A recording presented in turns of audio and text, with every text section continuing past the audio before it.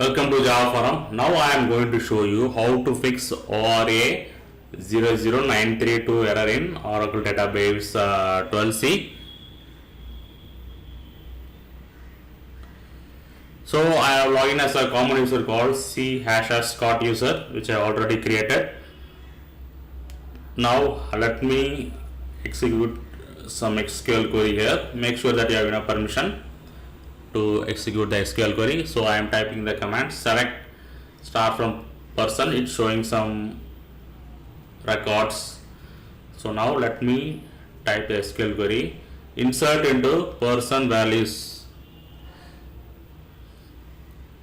So here I am inserting the sys date instead of number. Okay, so you can see ORA-00932 inconsistent data types expected number got date. Okay, so instead of inserting the number, I have inserted the sys date, which thrown the inconsistent data types issue. Okay, so make sure that you have provided the value which is matching the data type of the column. Okay, so here I am providing the correct data type number.